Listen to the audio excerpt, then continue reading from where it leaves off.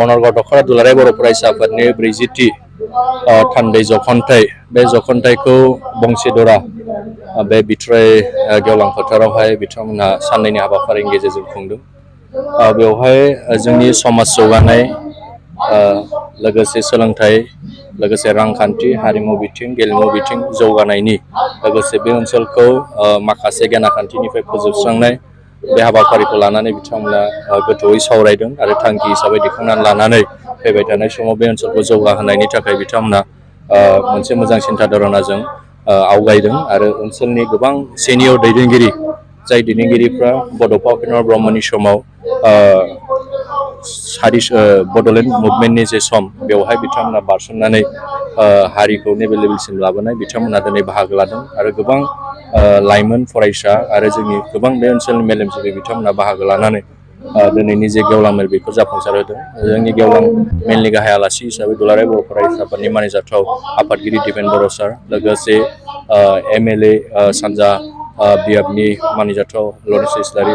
बिथांमोना बाहागो लादों। दा दिनै बेनि गेजेरजों बे ओनसोलाव जोङो खौसेथिनि गेजेरजों मोनसे सान्थि परिबेसनि गेजेरजों जोंनि जेनेरेसनखौ गोग्गो सोलोंथाइ होनाय आरो फारफ्रोमबो बिथिङाव जौगाहोनायनि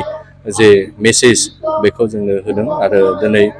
बे ओनसोलाव मोनसे मोजां परिबेस बेखौ जोंनि रायजो राजाफोर बाहागो लानायनि गेजेरजों जोङो मोनदांनो हादों आरो जौगानायनि जे सिन्था धारणा बेखौ बिथांमोना साननानै दुलाराय बर' फरायसा आफादखौ बिथांमोना मदद होनो फैदों आरो दुलाराय बर' फरायसा आफादा सोरबा सासे व्यक्तिनि नङा बियो बयबो रायजो राजानि आरो बिनि थाखायनो दिनै रायजो राजा मानगोनां बिथांमोनहा लोब लोब दिनै दुलाराय बर' फरायसा आफादनि जे सान्थौ आरो सानस्रि आरो जे खामानि दामानि मावनाय आरो आथिखालनि जे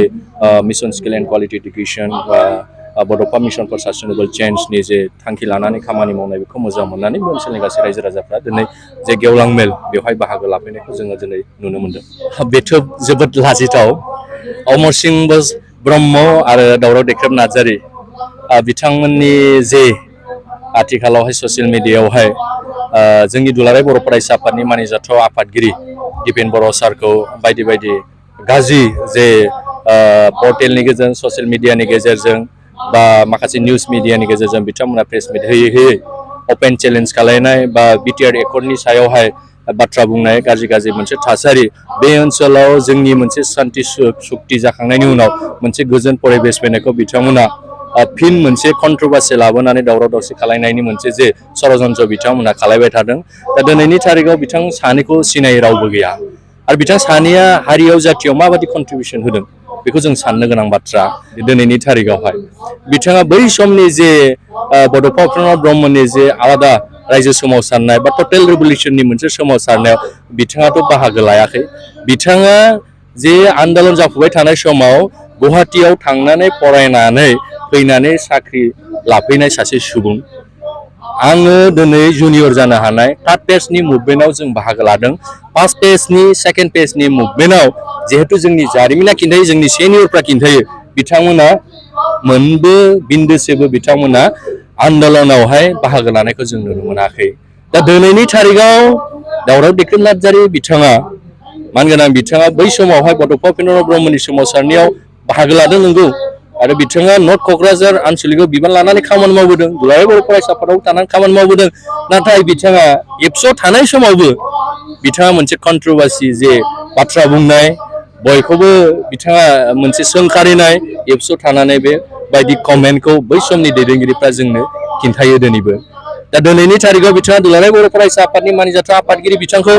गाज्रि सोंखारिबाय थागासिनो बिथांमोनहा। दिनै जों नायदों मोनसे माहारियारि आफादनि जे दैदेनगिरिखौ माबोरै सोंखारिनो हायो। दिनै गुबुन हारिया गुबुन जे माहारियारि आफादनि दैदेनगिरिफ्रा दिनै मिनिगासिनो दङ। दिनै बर' जाथिनि जे मोनफ्रोमबो बिथिंखौ फारफ्रोमबो बिथिंखौ दुलाराय बर' फरायसा आफादा हारिनि रखना बेखना होबोनानै खामानि मावबोनाय जे समावहाय हारिया अलखद सम बे समाव दुलाराय बर' फरायसा आफादा गसंथेनानै खामानि मावबोनाय मोनसे जाथि मोनसे हारि दिनै दुलाराय बर' फरायसा आफाद नङामोनबा दिनैनि थारिखआव जाय लाइमोनफ्रा दिनै जाय सुबुंफ्रा दिनै साख्रि मावदों गुबुनाव थांनानै जोंनि लाइमोनफ्रा दिनै गुबुनाव थांनानै कलेज इउनिभारसिटियाव फरायदों दुलाराय बर' फरायसा आफाद नङामोनबा दिनै फरायनो हानाय बेबायदि समसिम सफैनाय नङामोन साख्रि मावहैनो हानाय बेबायदि बेबस्थासिम सफैनो हानाय नङामोन। नाथाय बेबायदि जातिनि सिनस्रि आफादखौ हारिनि मोनसे आफादखौ माहारियारि आफादखौ दिनै सोंखारिनाया बे लाजिथाव आरो मुगैथाव दिनै आसु दङ आसामावहाय दिनै आसुनि गोबां दैदेनगिरिफ्रा आसुखौ दैदेनबोनानै मोनसे लेभेलाव लानानै फैबाय बेनिफ्राय बारग'नाय दैदेनगिरिफ्रा दिनै आसामखौ दिनै दैदेनगासिनो दङ जाय राजखान्थि हान्जायाव थादों बा जाय दिनै बिथांमोना आसु नागारनानै दिनै गुबुन साख्रि मावदों बिथांमोननिफ्राय दिनै आसुनि बिरुद्ध जों खोनाफेराखै मालाबाबो फंसे बाथ्रा आसुनि एगेन्स्टआव माहारियारि आफादनि एगेन्स्टआव बाथ्रा बुंफेरनायखौ जोङो मोनाखै नाथाय दिनैनि थारिखआव जोंनि गेजेराव मा मोनसे षड़यन्त्र लाबोनानै जोंनि गेजेराव दावराव देख्रेब नार्जारि अमर सिंह नार्जारि बिथांमोना मोनसे जोंनि गेजेराव बिदा फंबायनि गेजेराव मोनसे संघात मोनसे गावस्रालायनाय मोनसे बेबायदि इंगितखौ दिनै लाबोदों थांनाय गोलाव समाव जोंनि दैदेनगिरिफोरखौ जोंनि गेजेराव बुला बुजि बुजिनायनि थाखाय गोबां माखासे दैदेनगिरिफोर माखासे जे माहारियाव खामानि मावग्रा दिनै सुबुंफ्रा जिउ गोमानांबाय दिनैनि थारिखआव बेबायदिखौबो जोङो जाफैगोन नामा बे मोनसे जोंनि थाखाय गिख्रंथाव मानगोनां दावराव देख्रेब नार्जारि मानगोनां अमर सिंह ब्रह्म नोंथांमोननि गाज्रि गाज्रि कमेन्ट नोंथांमोननि बायदि बुंनायनि थाखाय जोंनि लाइमोनफ्रा युथ्सफ्रा दिनै अपेन कमेन्ट लिरनाय गाज्रि गाज्रि कमेन्ट होनाय मोनसे माहारियारि आफादनि आफादगिरिखौ जोंनि दैदेनगिरिफोरखौ फेक माने माखासे आइडि खुलिनानै थ्रेट होनाय बिबार माला गानहोदो दिनैनि थारिखआव बिथाङा दिनै दालालि बा बबेबा मोनसे पलिटिकेल आफादनि दिनै बिथाङा ट्रेक्टर ड्राइभार बायदि बायदि बुंनाया बेयो मुगैथाव लाजिथाव आरो बेबायदि जुदि नोंथांमोननि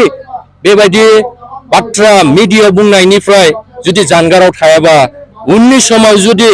जोंनि दैदेनगिरिफोरनि गेजेराव बा जोंनि बर'निफोरनि गेजेराव सोरबा दैदेनगिरिया जुदि गावथार जायोबा बा जिउ गोमानांगौ जायोबा बेनि रेसपन्सिबिलिटिया अमर सिंह ब्रह्म आरो दावराव देख्रेब नार्जारि बिथांमोननियाव जागोन मानगोनां जोंनि गासै बर' हारि रायजो राजा नोंथांमोन बिथांमोननि बाथ्राखौ जोङो साननो गोनां जागोन आरो बिथांमोना जे जातियाव माबायदि कन्ट्रिबिउट होदों दिनैनि थारिखआव बिजिरनायनि सम जाबाय आरो दिनै क'क्राझार जिल्ला दुलाराय बर' फरायसा आफादा दुरबल जायाखै क'क्राझार जिल्ला दुलाराय बर' फरायसा आफादा 21टा आनसलिक दङ 82 इउनिट्स दिनै स्ट्रङै खामानि मावगासिनो दं जातिनि हारिनि दिनै मोनफ्रोमबो एंगेल मोनफ्रोमबो खनायाव दिनै जाति दानाय हारि दानायनि साफ्रोमबो फरायसाफोरखौ क्वालिटि इडुकेसन होनायनि समाज फोसाबनायनि थाखाय दिनै खामानि मावगासिनो दं बेबायदि समाव राजखान्थियारि सोरनिबा अलगन लानानै बबेबा मोनसे राजखान्थि हान्जानि बेकिं लानानै दिनै जुदि माहारियारि आफादनि दैदेनगिरिखौ जुदि सोंखारिबाय थानाय नुयोबा बिनि फिननायखौ गासै रायजो राजा मानगोनां बिथांमोना होगोन।